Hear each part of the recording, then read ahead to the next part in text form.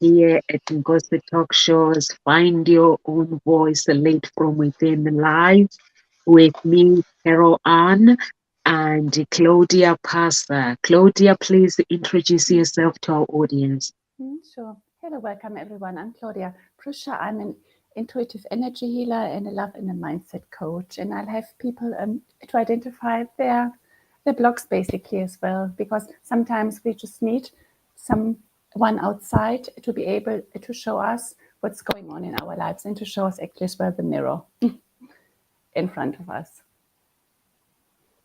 Thank you so much, Claudia. Over to you, Carol Ann. Please introduce yourself to our audience.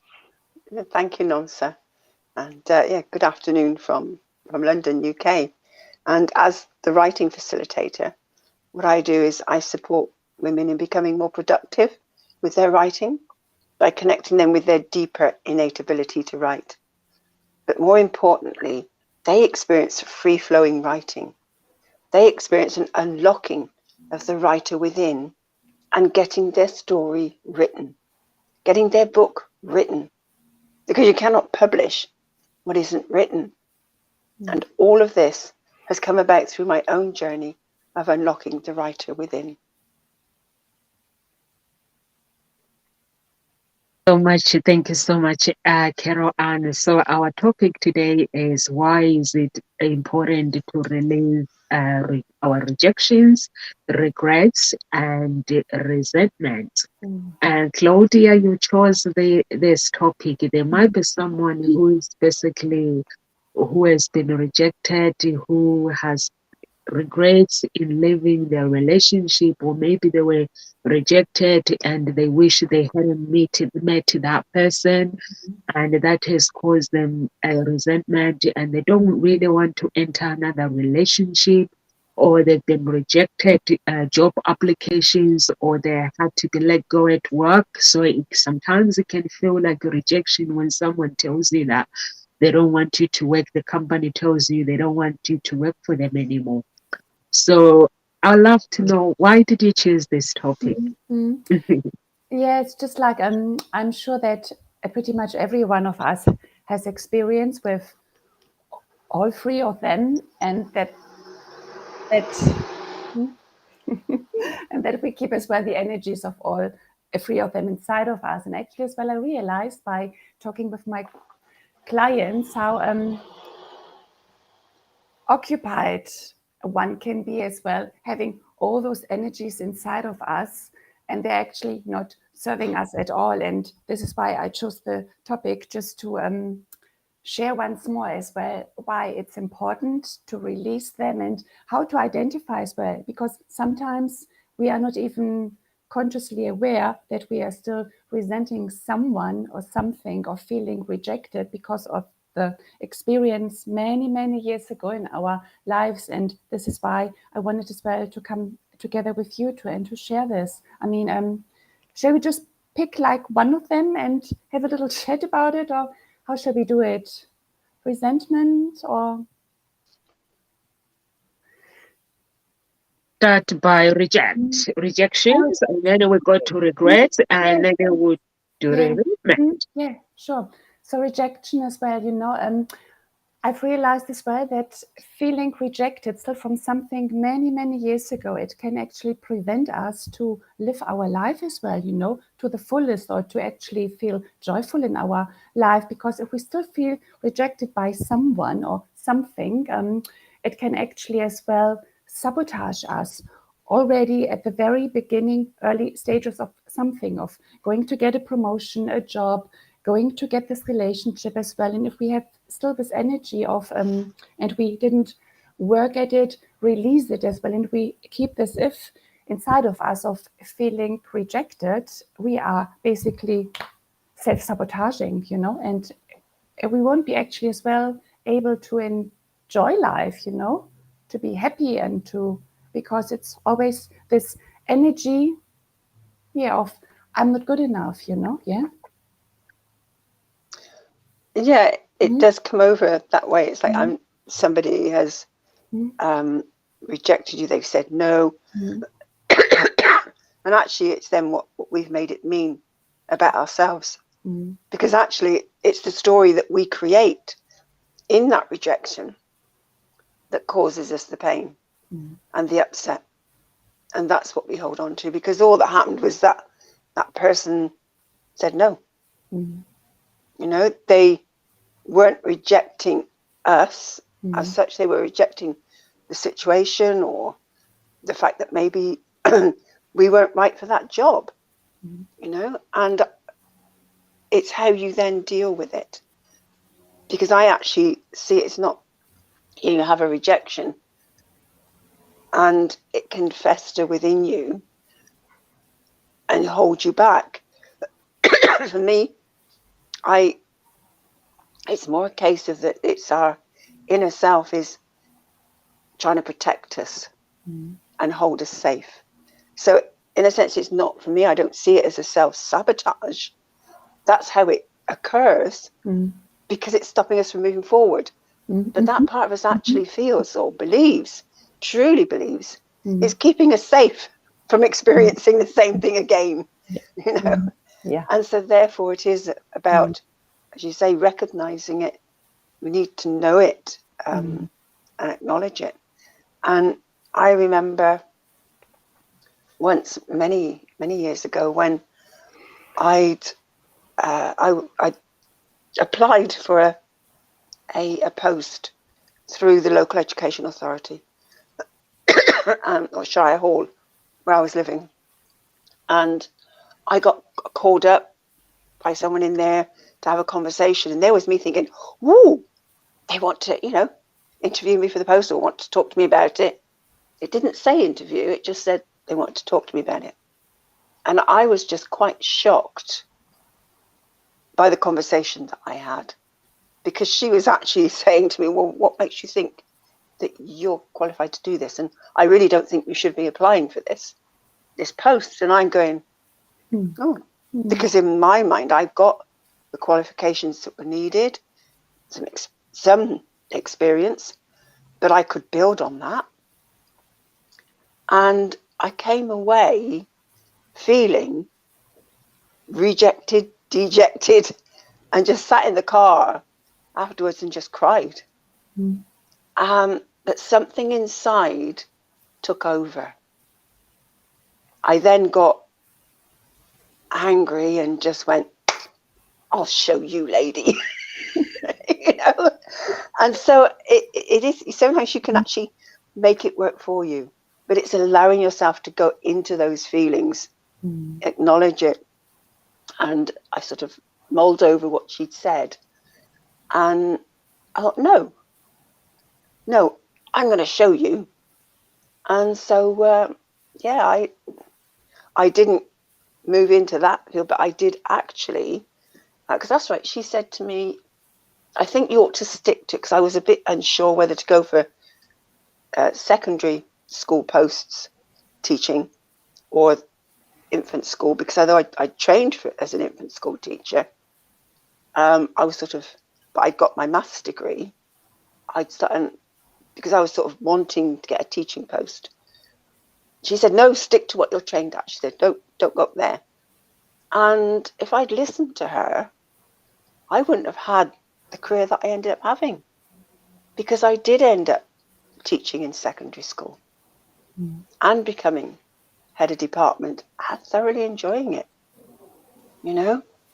So yeah, you can let it stop you, or you can find something inside of you that goes, "No," you know, or think, well, it's one step to a yes.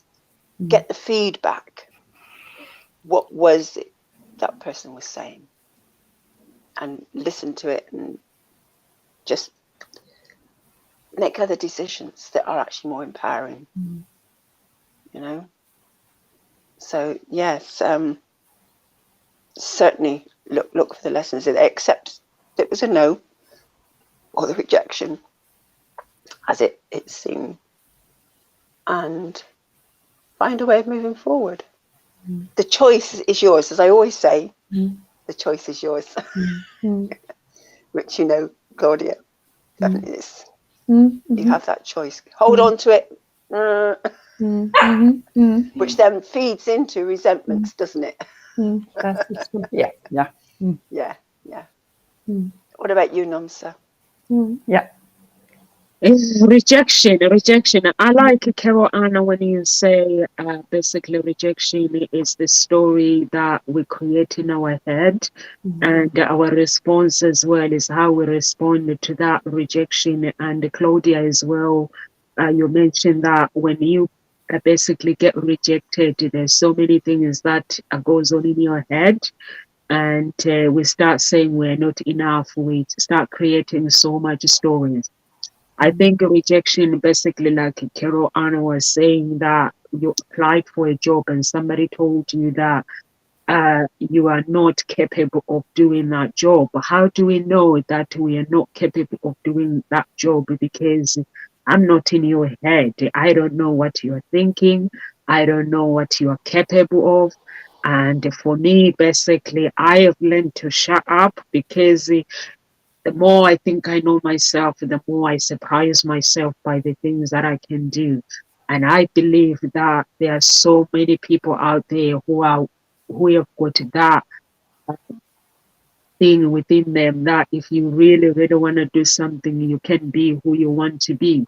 So I would never judge anyone. I always tell my children that whenever somebody says you can't do this, you can't be this, I always say you can be who you want to be. And I always hold on to that hope, that prayer when I pray to God and say, show me what my children could be. Because no one can tell me that my children are not enough on when they go to school. Like my daughter, she was complaining about something for 10 years now. And I was like, I'm just gonna hold on to my prayers and looking at her and knowing that where I come from. For me, basically my father, he was a very clever man, like Carol Ann. When I look at you, basically you were a teacher, but you're very smart. So, and I watched the video. Uh, uh, one of the speakers actually was saying, if you really, really want to learn, you've got to find a teacher. Teachers would teach you the things that you want to learn, because they're very creative and they know how to create goals. And so I believe that, because I stayed with my father. I grew up with my dad. He was a teacher, and he was behaving like a psychologist, basically. And now I'm looking back, I'm like, but you were not a psychologist. How did you get to teach me all those amazing things? But it is what you guys are as teachers. You dedicate your life in learning and planning and all sorts of things. So I wouldn't say that no one. For me, basically, rejection is that I didn't know it before. If someone rejects me, I'll be whining. I'll be like, who does this person think they are? I'll be really angry. But now I just look and I just laugh, because I know that when somebody rejects me, they are projecting their feelings, what they are feeling about themselves, and those feelings are being projected to me. So it's up to me, like Carol Anna was saying, do I need to respond to these feelings? You were saying, Claudia and Carol Ann, that we have a choice.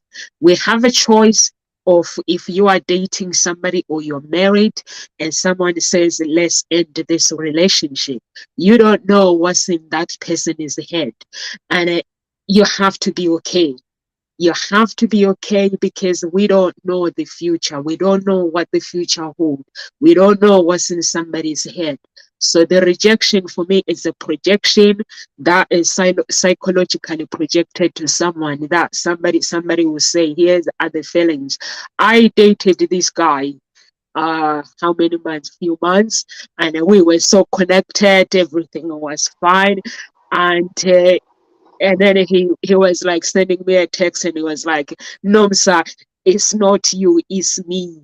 And I got so happy at the time, because I wasn't into personal development. But now I look back, I'm like, what the heck was that all about with my reaction? Why did I react that way? But now if my spouse says, no, sir, we done, I'm like, it's okay. It's okay, because I don't know his part. and I don't know my path. So I'm going to be okay. So if somebody rejects you, you don't have to say men are the same, women are the same.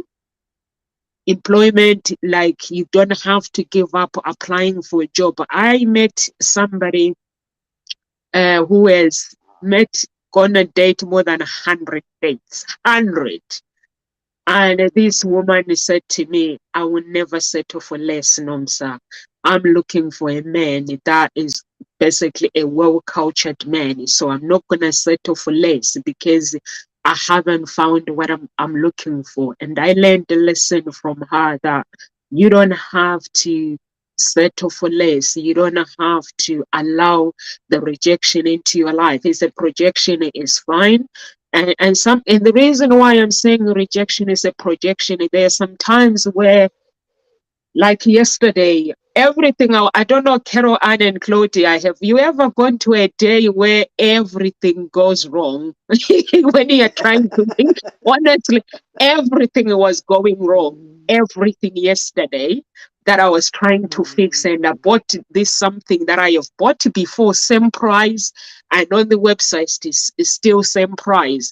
And the woman is telling me I need to pay double the amount that I paid, and cancel the order. And she's telling me that I'm gonna take your 70%. I'm gonna give you 70%. I take your money. And I was like, you know what? I've had enough of this. I was like, just refund my money. And then she goes and trying to convince me to put the to keep the credit. I was like, I said the refund is 70%. You wanna refund? Refund is fine. I'm okay with it. And then I go and meet someone, and I don't know, it was a bad day again. So I find myself now, I'm trying to convince myself that I don't want to make this person feel wrong for rejecting me, and trying to be part of the whatever was going on. And she basically rejected me, and I was like, went and sat there, and I was like, do I need to be here? No. And then I went, and then she followed me, and she was like explaining. I gave her a hug, and I was like, it's not what you've done. I was like laughing, and I was like, I'm having a bad day. So I'm not going to blame on her. This is just a bad day. And I knew that when you are having a bad day, that energy will come to confuse everything around you. So you have to acknowledge that. For me, basically, it was like, I need to pray for my life. I don't need to blame anyone. And it was a heck of a bad day. Over to you, Claudia. Yes, something as well in regards to feeling rejected. I could pick it up a bit by Carol Ann when you said the example, oh, I'm going to show them now, right? Yeah. Yeah. Offer, you know. So then it just came up as well, just to explain the audience that everything is serving us in some way. So every person too. And if we attract like people who we feel we are being rejected as well by them, it is as well to check the motivation. What am I getting out of this? Because sometimes we can be motivated by feeling rejected so that we work harder or are going to show them actually, hey, I am worthy, I am good enough in everything. So it's just like, I would like the audience to understand just like the motivation as well behind it. Why do we let us be so wounded up by this? Does it make sense? Not quite sure when you say okay, bounded up by this. The actual rejection, rather than looking at it, that it is, it could be serving us. Well. Yes, the motivation as well. Just to be honest to oneself and actually look at it. How is this motivating me actually and in my life? You know, just to be a bit honest about it. Yeah. Get you, Claudia, what you were saying, because yesterday that's the question that I asked myself, and I was like, do I really need to follow this energy, or do I just need to be myself? So I ended up laughing, and I ended up saying, you know what? That's what it is. That is the day that I'm having. So I just need to motivate myself. So I ended up motivate myself. I could see this girl, she's like, it's like, you know what I'm saying? It's sometimes like you have not done anything. Honestly, it's just I am having a bad day. And I've realized that actually if it was before, if it was 10 years ago, I would have gone mad. I would have taken it to somebody else and I would have told her what I think. So I've learned to shush because my grandmother said, Nomsa, you should have found a job as a lawyer because 10 years ago, I would just defend and be the judge and tell you what I think of you and tell you that you should go to whatever and things like that. But I've realized that sometimes the people, they say things because they are not okay within. It's eternal thing. So I have to, instead of carrying that energy, and I just have to motivate myself and just pray for them and bring that good energy to them. And that's why I find myself, I'm giving this woman a hug and say, no, it's not you. It's just understand that it's just Nomsa. It's just having a bad day. So I don't know what she feels now, but that's what happens in life. You feel those kind of things and you have to motivate yourself. And also you can't carry someone else's emotion by feeling sorry for themselves and start saying, I wonder if they are okay or what. All you can do is just bring the energy of peace, joy to them, and just say, this is where I'm staying. I'm staying in this joy, in this moment. I wish them well. And instead of wondering whether they are okay, they will be okay if they manage to deal with whatever is going on. But you don't have to carry that energy too, because if you do, that means you are thrown into that projection. Everyone goes mad. Mhm. Yeah, goes mad. Absolutely. It's that emotional upset that you have no control over. No. That I think moving on, because if you hold on to a rejection, that can feed and become a resentment. And when it goes to resentment, that's a very strong destructive place to be. Because I've always loved the what Malachi McCourt said. I read this years ago. Resentment is like taking poison and waiting for the other person to die. I go, that's right, because actually you're the one that's ending up dying, because it is a poison that just slowly eats away at you. And if you don't let it go, it can actually become part of your identity, and it's just something that is with you, and it's how you then end up living your life. And it really colors your whole way of being and how you're being with others as well. So resentment is something that you need to really look at and become aware of how that's how you're being with that, because it is, as you say with all three of these, Claudia, that it's very internal. It's inside you. But there are these differences, and say resentment is much deeper and eats at you and affects your relationships, but also the way you're living your life. Because you're not truly happy then. There's no real happiness. There's always this going on, this anger, this resentment. Life isn't fair. Things have happened. And there's a lot of things that can actually go towards you feeling resentment. Rejection is just one of them. There are many things that can happen, and so maybe someone's taken advantage of you, and again that can eat away at you. And it's quite insidious, really, because even though you can work on it, you have to be aware of when it gets triggered again. That there's still another level of it there to be looked at.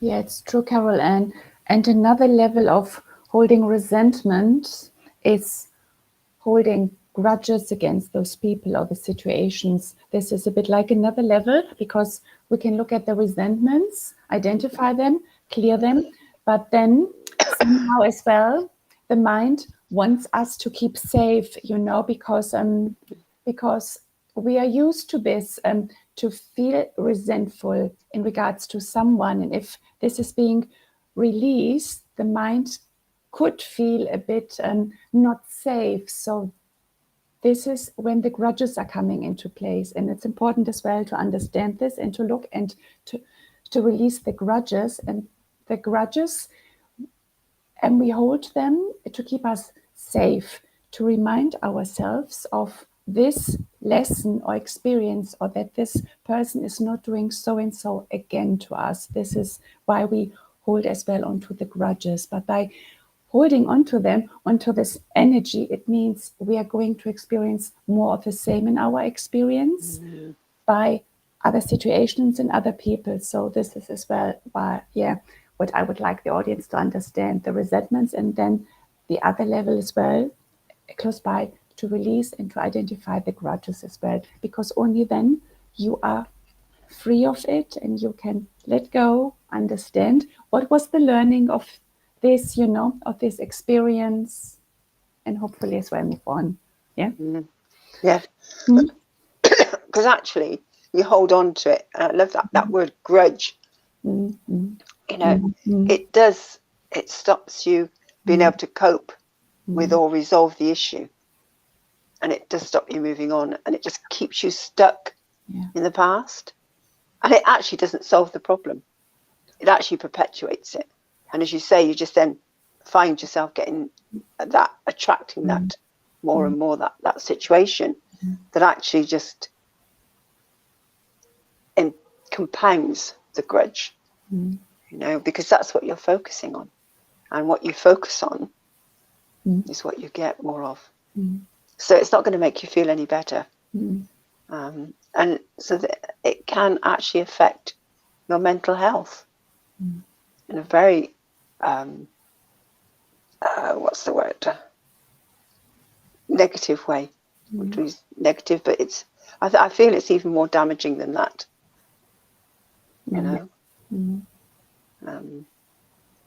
Yeah, you have to. I like it, Carol, and when you say it becomes your identity, and that's why I've got chains in with that picture on my Facebook profile, because it's unforgiveness. I held on to unforgiveness for a long time.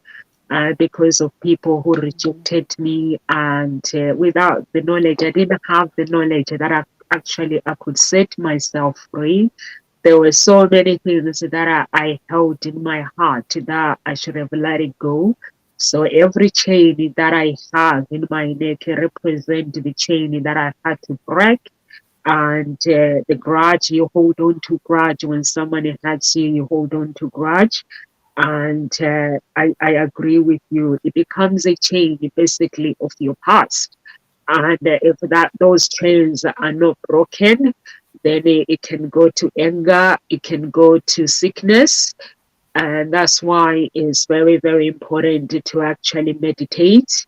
It's very important to actually, yesterday we were arguing. Everyone is saying I'm not normal in the house. If I go to bed, it takes me less than a minute to go to sleep. But everybody else, it takes them a long time. So I was like, I meditate. And it was like telling them that you need to meditate. Because when you meditate, you are in that present moment. You can control your mind, your head to do whatever you want. So I was like, if I want to go to bed and I want to go to sleep, why do I stay awake? So I I just go to sleep. And my spouse was like, that's not normal for somebody to just go boom. So I was like, yeah, I basically I held on to things that I shouldn't have hold on, and I learned to let go of everything and free myself and break free from all these chains that I was holding, the chains of rejection, the chains of I'm not enough, the chains of wanting to live someone else's life, identity, losing my identity. You go with someone, people tell you that you're not enough, and then you go and try to dress like them, or you speak like them with the language like uh I've seen like people trying to wear hoodies like black guys, because black guys, I don't know the style where they wear the trousers, but they are only the trousers are here. What does that called? That style where the trousers are there, and you can see the the pants of a man. What does it called? That style. So now you see, I think that style was created. Someone was telling me that it was created in prison, like prison guys, they started doing that. And that's why people are copying. So you see, like, I see white boys are copying black guys. Like they wear the jeans, and then the belt is there. But the trousers down there on their knees, you can see it. I'm like, what's the heck? Just pull on the trousers and wear your clothes properly. It's so cool, and they are wearing hoodies. It's so cool. I like wearing a hoodie because I love hoodies. I'm a black woman. So you see, like sometimes people trying to copy, like you see, like people coming from Africa, they lose their identity trying to copy English people, how they behave, and they start behaving the same. So I was one of them as well. So I trying to be English, not African. When I go home, like sometimes you see it, back home is hot. It's nice and hot. People are carrying umbrella, and I'm like, you're not English. Just put that thing away. So it's just copying someone else's identity. I love English people. I'm learning so much. I've learned so much. I love fish and chips. I love so much about English culture. And English people, they love my culture because they're curious. They want to learn. But if someone else would try to behave like it's the food, some of the food they can't stand it. My English people friends, they can't stand because the food is too much. They try, but some of it they can eat it. But for English food, I can eat anything because it's more like we have that in Africa. You can try it, you can eat. It's eatable. But it's just that identity where you try to behave like somebody else. People tell you that you're not enough. You turn up, you're dressed like them because you're trying to fit in. But deep down in your heart, it's eating you. Something tells you that actually it's not you. Uh, your identity is not you. So it hurts. And I went through that when I came here. I was trying to going on the football pitch, and I don't swear, I don't do anything. And after the game is finished, the girls will be swearing, English girls will be swearing, and I'll be copying. And I was like, what the heck is that? I don't do this. I have respect of my mouth. The words that comes in my mouth, they have to be clean. They have to be, I don't have to swear to somebody else. I just have to get my frustration to win the game. So what I did was to change my mindset. When I go on the pitch, if somebody, we basically bless each other before we kick off, before the kick off. But once we kick off, I basically have to show you that you are my enemy. I'm not your friend. Is by doing that, and by doing that is if you take the ball from me, you go down. So that's how I changed the game instead of swearing like everybody else. And my football manager was like, Nomsa, you are so mean, but you're strong. I like you. It's like you're not my friend. I don't need to swear. So those are the things that I started adapting, the language, everything. And I didn't need to do that, but I did it.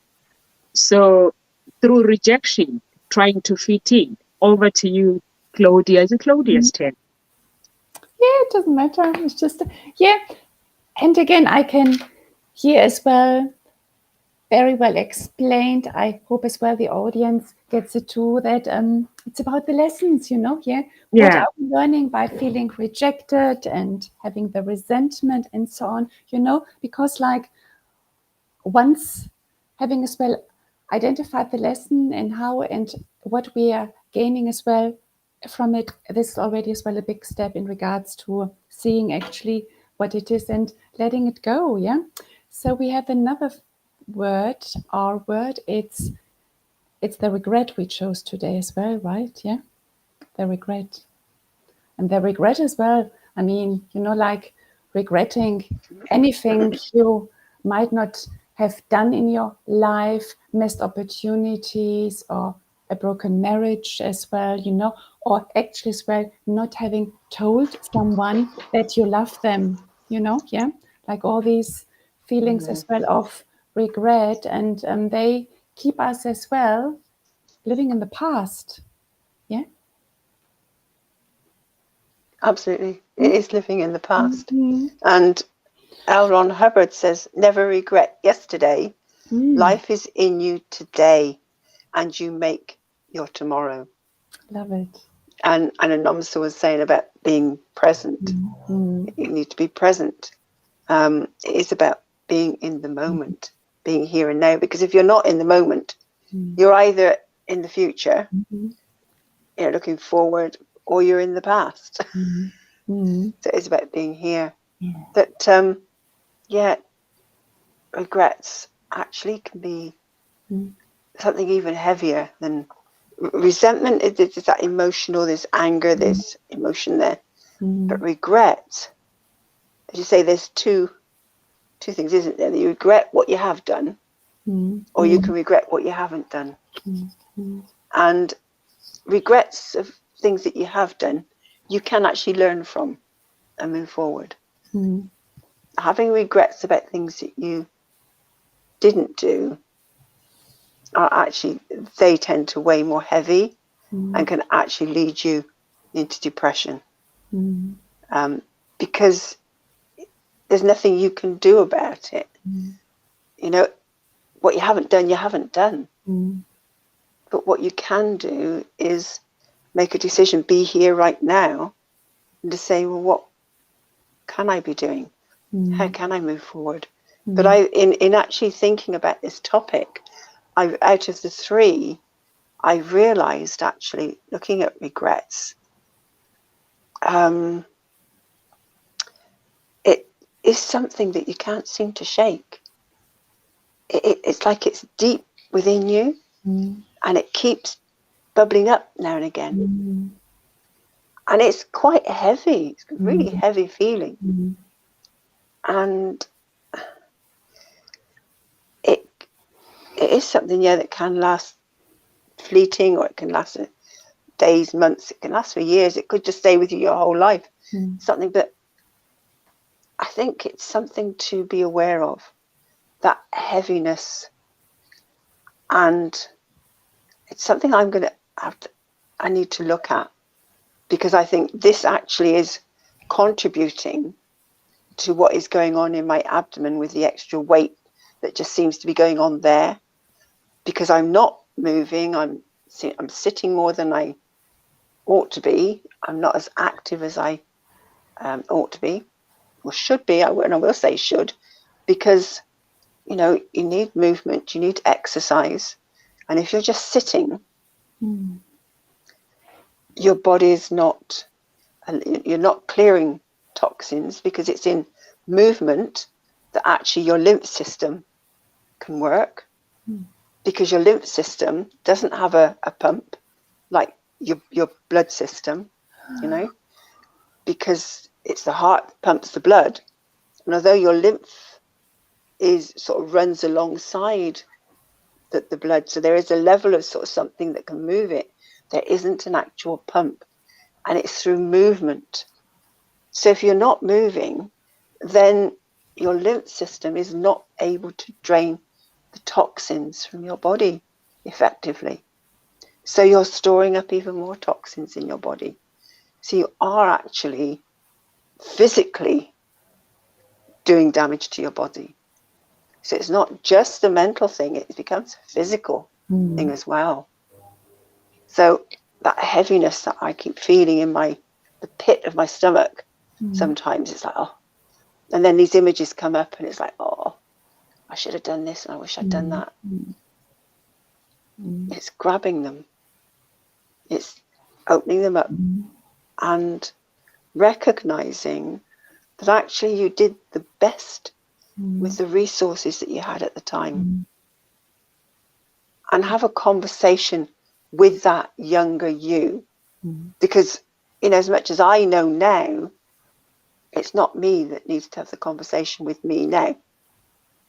It's that inner child, it's that younger me who keeps bringing up that voice because something hasn't been resolved for her. So within you, if you find that you have that little heaviness and that thought, actually become aware of it. Because sometimes it's there, but as you've said, Claudia, we're not often aware of them. And so the trick is to go, got it, gotcha, and then do something about it.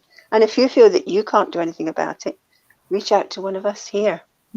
Reach out to somebody that can support you. Because what I'm going to do is, as well as having a conversation with that younger me, there's a process that I can do, which is called timeline therapy. And it looks at negative emotions. And I can then look at that negative emotion of regret. And I will actually, which can then go to that deeper level of, when did it first happen? And I can go right back to the root of it and deal with it there. So we'll see what happens after I've done that. But there are these sorts of processes that each one of us have got in some way. There's different things that, can support you. You don't need to go through this alone. But do recognize the damage or what it is doing to your physical body. Not just your mental health, it's your physical body as well. The thing is as well, Carol Ann, with holding regret in us for long time, it actually as well affects our lungs because it's a kind of grief as well. Yeah. It's a good point. Yes. It's a kind of grief. Yeah. So what would you suggest people could do with that? How could they recognize that and what could they do? What would you suggest?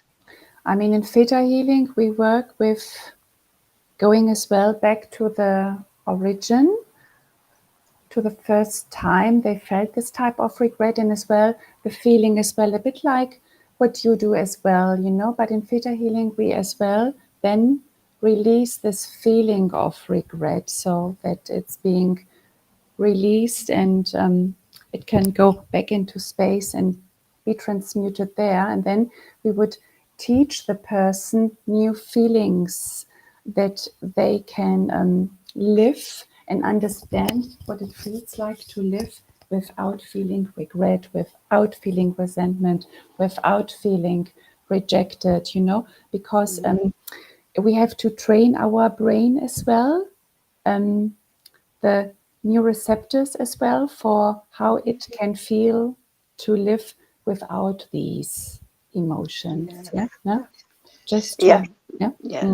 Very important, because actually if you don't put something in the space that you've created, then the universe will put something there for you. So actually putting it in something that's more empowering is the best thing to do. Definitely. Yeah. Sounds good. Yeah. Namsa. Regrets. Yes. Yeah, that's true, Claudia. You have to I use meditation to work on my inner child, to regrets, conflicts, and all sorts of things, because When we go through things, sometimes when you are a child, you don't fear anything. You become the person that you want to become. You don't have regrets. For me, I was lucky because I used to go to church, and we used to have a soaking time where we'll go for 1 hour and just meditate, just lie there, meditate for 1 hour. And my pastor used to help me a lot, and he'll come to me and just say, "No, sir, you know what you're capable of, and why are you not doing what you're supposed to be doing? You know who you are. I don't need to tell you." So, and then it will go off, and then the following week it will go back as well as the group, and then we'll just lie there and meditate for 1 hour. It means you finish work, or if you're doing working on yourself or for yourself, you leave your business and just have that moment just on your own and drift away and just meditate and connect with yourself, because we don't have time to do that. All we do is work hard, work hard. So sometimes it's very, very important to basically become the person that you want to become by looking back from your childhood, release these intentions of regret, these rejection things. Because when you get rejected, your emotions are inside within yourself. So you need to release them and put them somewhere. I burn things. I like burning things anyway. Honest, don't ask me of anything. I like burning things. So I burn emotions. I don't want them. Any emotion that I don't want, I just burn them. So you have to go back to your inner childhood, heal your inner childhood, heal your spirit, heal your soul. For me, basically, I go to a battleground. If I have to fast for 90 days, for to connect with my inner self, I will do it. If I have to do a dry fast for 5 days or 7 days without food, without water, I will do it, because no one else is going to do that for me. If I have to meditate for 1 hour, I will do it if I have to. So at the end of the day, life is your choice. We become what we believe, and we become our thoughts and our feelings, they become us. So you have to look at your situation, and if there is a part of you that have regrets about your life. For me now, I look back that I've released everything. The things that I thought I had regrets about, I don't. I spent my life with my father. I spent my life with my grandparents. I've enjoyed my life. I've enjoyed things, doing things. I've enjoyed meeting people. And those who rejected me, I I enjoyed spending time meeting them, which I would have translated it in a different way if it was 10 years ago. So I have to be grateful that I've got to meet this person. We got to have a laugh. We got to have this connection. And then whatever happened, whether they wanted me out of their relationship, or I wanted them out, I didn't want to continue with that relationship, is between me and God. And God, I have to ask for forgiveness, and I have to forgive those who have hurt me. It's all about releasing, forgiving, and completely letting go. Basically, that's what I do. You forgive, you heal your soul, you heal your spirit, and work on yourself. And work on yourself, and no, don't give up in life. Don't give up on life. And if you give up, I've been praying. I don't know, Carol Annie, you've seen my post that I post on Facebook, that I basically have this gratitude that I've been praying for 10 years for God to show me who I am, show me who my children are. Because there was this sense that I look at my parents, I look at the foundation of my bloodline, and I was like, my bloodline, we are not dumb. So why would I have dumb children? Why would I be dumb myself? So I refuse to live that life where there's a limitation. So I claim my bloodline. I reclaim my life and said to God, for 10 years, I am claiming who I am. I'm claiming my identity. The chains that have been holding me back, I'm claiming those chains. And I never gave up. And there were times where I would get up in the morning, bad news there, bad news there. Now I'm like, bad news, but you're not stopping me becoming the person that I want to be. You have to do that. Work on your forgiveness, work on your healing, and they understand that you are unique. Uniqueness is the key to get to where you want to be. It doesn't matter how many people have hurt you. It doesn't matter how many pain you have had to go through. It doesn't matter. That's not your identity. It's not your identity. That's right. No. And something else people could actually attempt or try, because with regrets, if you've got regrets, then what you're doing is you're constantly chewing it over. And there's a great word that I read this morning, that it becomes ruminations. And I'm thinking, what a beautiful word. I want to explore that a bit more, but you ruminate.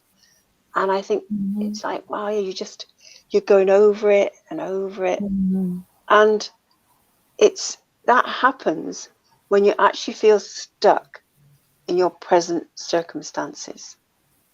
So that's something to look at. When are you going back to the regrets? When are you ruminating? When are you going over, oh, I should have done this, or should have done that? Because all you're doing is going over something and imagining that if you'd done it differently, it would have been better than where you are now. Well, actually, you don't know. You have no idea if you'd taken a different course of action, whether things would be any better now. It could be worse, It could be more challenging. You may be in that situation where you're, regretting that you did take it. You don't know. That's the bottom line. And it's just a story you're telling yourself, because right now you're stuck in the circumstances you're in and you can't seem to get out of it. So your mind goes to, oh, well, if I'd done differently back then, I wouldn't be here. The truth is you're here. And so it's about being in the present and going, right, well, what so? I'm feeling stuck. I feel like I can't move forward. It's got absolutely nothing to do with the past. Okay, I made those decisions and I'm here right now. And the only way I can get out of this stuckness is to try something different. Because if you're stuck in a rut, what you're doing is you're going round and round the same old cycle. So you're probably taking the same actions each time that get you even more stuck. So try something new. Take a different tack. Do something different that will actually distract you, because it is something new. It's a different way of thinking. You've got to think about it differently because you're not in that usual way of thinking. So what is something different that you could try that you haven't done before? And, whether to distract you or whether just to get you out of that loop. But it is taking an action, a different action. And again, go, okay, what it's like, what's the worst that could happen? It doesn't work. And then what's the worst that could happen? Oh my goodness, I'm back in that rut again. But what's the best that could happen? You don't know. There's something new could come out of it. Another conversation. You do not know until you take the action. So face that fear, that concern. Do something different. Dare to do something different. Yeah. So this is something I'd just like to share. It's a quote by Steve Maraboli, which I think is really good, and I love the way he's put a spin on something. He said, let today be the day you stop being haunted by the ghost of yesterday. Holding a grudge and harboring anger or resentment is poison to the soul. Get even with people, but not those who have hurt us. Forget them. Instead, get even with those who have helped us. Completely different shift on your perspective. I thought, oh, that's a nice thing. I like that thought. Yeah. Yeah, you got to love yourself unconditional. No one will if you don't love yourself. If you accept rejections and regrets, and you go into resentments. We all go through challenges in life, but at the same time, we have to move on from those challenges. Moving on, and forgiving, it doesn't mean we forget what's been done to us. It means that we are grateful that we cross paths with that person. We have to acknowledge what we have learned, because any regrets that you have to work through, get that breakthrough or rejection, there's a breakthrough and there's a lesson that you've learned through it. So you have to look at what have you learned from that rejection? What have you learned about people? We're different and we are unique. There are some good ones and crazy ones, like food. There's good food and there's bad food and there is poison food. So you have to basically realize that actually we are all individual, and focus on your identity. When you focus on your identity, then you are able to give yourself unconditional love and give others unconditional love. But if we don't forgive and hold on, that means we hold on to what could be. If I would have hold on to unforgiveness, I don't think I'll be here today. I'll be the person that I want to be. I'll be something else. So you have to learn to forgive. Any words of encouragement, Claudia, before we go? Yeah, hopefully as well it has shown the audience how these three emotions actually have keep us very busy in our internal world and actually in a destructive way. And if one of you outside in the audience would like to start somewhere, I mean, what I like to do as well sometimes is I sit down and then I write down, the people or this situations I feel resentment for, or I feel rejected by whom, or I regret doing so and so, or not having done so and so. Actually, by sitting down and writing down the list, and there will be always a few things in regards to each emotion, So it's just like this could be at the first step already to sit down and to identify actually how much of this stuff we all have in our lives. And then it's up to you. Maybe as well, you have your own process, how to work with them, how to release them, how to let them go by journaling, by meditating, or by sending them as well away, and so that they can be transmuted. Or as well, if you like help, just reach out to one of us to guide you actually as well along the way, because this could be sometimes actually as well faster. Yes, faster. Faster. If you want results faster, then reach out to one of us. Absolutely, yes. Absolutely. Yeah. And I agree with you. It's something that I was going to be saying as well. And it is about, I was going to specifically talk about regrets, about writing them down. So certainly I like what you said about writing all three down and checking the emotional related with people and that. But there's something about regrets, if you list them, but then actually go through them and fact check them, really get clear on, well, is what I'm thinking true? Would this have happened if I'd done it this way? Mm-hmm. You know, so really get present to the truth of where your mind has gone with the regret. Mm-hmm.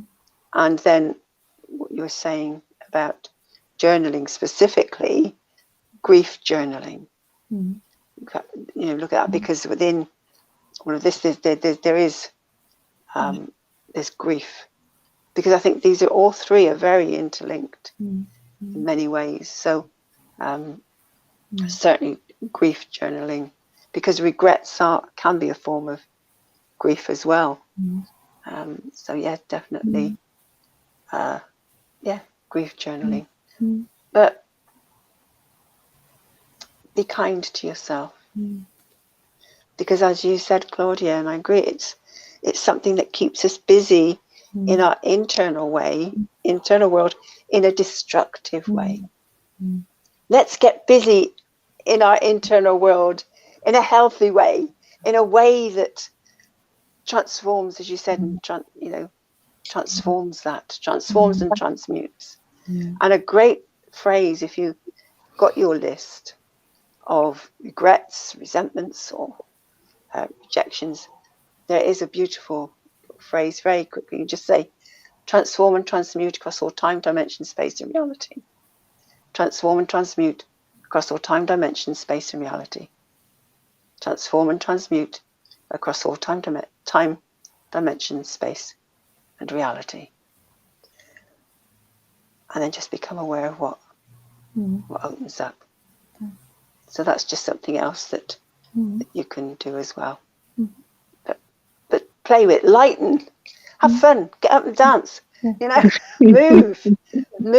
Can you feel the stuckness of all three of these things there? It's like, move, get it shifted, get the toxicity out of your body. You know, on that physical plane, physical reality, shift the toxins in your body, because all of these are toxic. So physically you can shift them as well, shift that toxicity in your body. That's my little bit of yay. I think you guys have covered everything. So I'll just say, guys, just take Carol Anne's advice and Claudia's advice and work on yourself. You have a choice to become who you want to become. Your parents, they have their own identity. You have your own identity. And the person that you've dated, they have their own identity. So you have to work on yourself and using the techniques that they gave you, and meditating, and those who believe in God, you can pray and believe. You don't have to have second thoughts. For me, basically, I believe there are no plan B when it comes to my prayers. I love God, and I know that He's brought me through tough times, the regrets. I don't have time to hold on to regrets anymore, because I know my identity, who I am, and who do I represent, my values. So you have to know who you are. I can't affirm who you are. I can look at Carol Ann. She refused to be told that she cannot be who she wants to be. And she's doing the things that she loved, because she refused the identity that was being programmed to her that you can't. I cannot stand any parents that are gonna watch this video that tells their children that my child is not capable of this. There's lots of them that I meet. That you have a conversation and they're like, my daughter is not capable of this. They're not capable of, not really a school person. Like, they don't love books. I'm like, how do you know? They're like, I know my child. I'm like, no, you don't. I'm like, no, you don't, because I know that my parents, they helped me to actually find my own identity on my own, but they never said they know me very well. That they're like, you got to figure life out. And you ask my dad, and he would give me heavy answers, and I'll be like, wouldn't you just make it easier, make it better, make me feel that I can conquer the world? And they'll be like, no, marriage, you got to work for it. You got to work for, you want to get a job, you got to get up and do some reading. You want to do this, you've got to get up and do something. So even the healing is the same. You've got to do the healing. So we are here at Ngozi Talk Shows. If you want to break free and break the chains, you want to go through healing, just contact the coaches, contact me, I'll connect you with these coaches, or you can go to Ngozi Talk Show page, get in touch, or follow Carol Ann on her social media, message her if there's something that you would like to ask. Claudia, if you want to follow Claudia and you want to connect with Claudia, please do. Don't say what if. Don't leave no regrets. What if I've done this? You never know the answer that you're looking for. You never know until you ask them that question and they actually reply to you. So please do get in touch and live with grace, everyone, and God bless. Thanks.